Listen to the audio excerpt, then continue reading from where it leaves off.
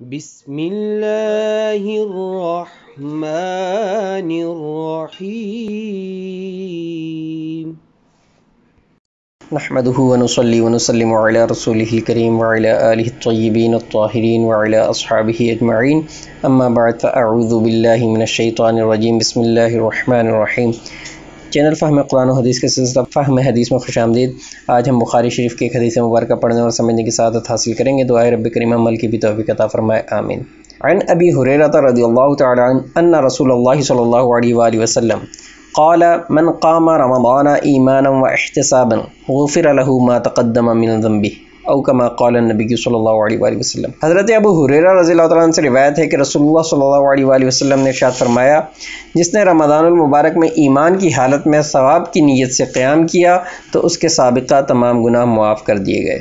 اس حدیث مبارکہ میں احتساب کا لفظ آیا ہے، جس کے معنی ہیں اللہ کی رضا کے لیے کوئی کام کرنا، اور قیام سے مراد ہے رات کے وقت نماز یعنی تراویح پڑھنا اور دیگر عبادات جیسے تلاوت قرآن و ذکر اللہ وغیرہ کرنا۔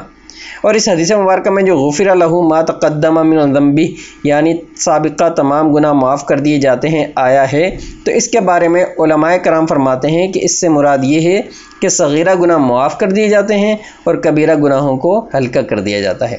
اور اگر کسی خوش نصیب کے نامہ اعمال میں گناہوں کا وجود ہی نہیں ہوتا تو پھر ایسے شخص کے درجات مزید بلند کر دیے جاتے ہیں۔ رمضان المبارک میں قیام اللیل یعنی رات کو جاگ کر نماز پڑھنے اور دیگر عبادات کرنے کو بہت اہمیت و فضیلت حاصل ہے۔ ہمارے حضور نبی اکرم صلی اللہ علیہ وآلہ وسلم کا بھی یہی معمول تھا کہ آپ صلی اللہ علیہ وآلہ وسلم رمضان المبارک کی راتوں میں تواتر و کثرت کے ساتھ نماز، تسبیح و تہلیل اور قرأت قرآن میں مشغول رہتے۔ رمضان المبارک میں نماز تراویح بھی قیام اللیل کی ایک بہت اہم کڑی ہے، جسے قیام رمضان سے تعبیر کیا جاتا ہے۔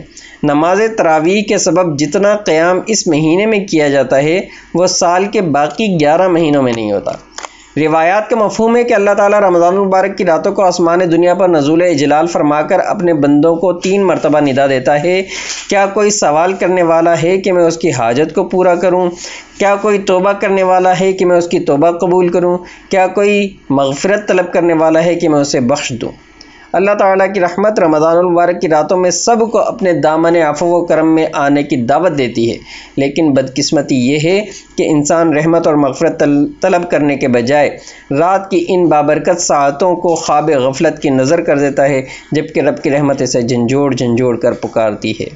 دعا ہے رب کریم ہمیں رمضان المبارک میں زیادہ سے زیادہ رحمت و برکت حاصل کرنے کی توفیق عطا فرمائے، آمین۔ زندگی نے وفا کی تو اگلی ویڈیو میں پھر ملاقات ہوگی، اس وقت کے لیے اللہ حافظ، السلام علیکم ورحمۃ اللہ وبرکاتہ۔